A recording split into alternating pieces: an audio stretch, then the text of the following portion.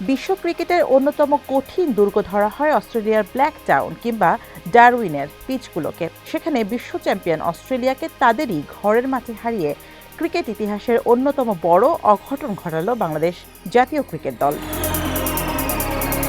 ডারউইনের টিআইও স্টেডিয়ামে অনুষ্ঠিত ২ ম্যাচে সিরিজের প্রথম টেস্টে অজিদের বিরুদ্ধে ৯ উইকেটের এই ঐতিহাসিক জয় অর্জন করল টাইগাররা।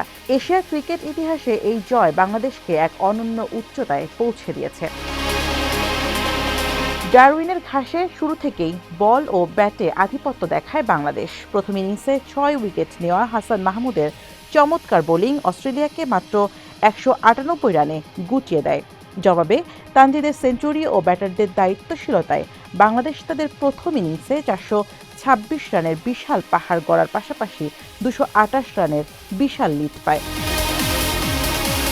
দ্বিতীয় ইনিংসে অজি ব্যাটারদের ওপর একের পর এক ধাক্কা দেন মিরাজ ও তাইজুল। অলরাউন্ডার মেহেদী হাসান মিরাজ দ্বিতীয় ইনিংসে ৫ উইকেট তুলে নিলে অস্ট্রেলিয়া ২৮৪ রানে অল আউট হয়। ৫৭ রানের সহজ লক্ষ্যে ব্যাট করতে নেমে ১ উইকেট হারিয়ে জয়ের জন্য প্রয়োজনীয় রান অনায়াসে তুলে নিয়ে ঐতিহাসিক এই জয় ছিনিয়ে নেয় টাইগাররা।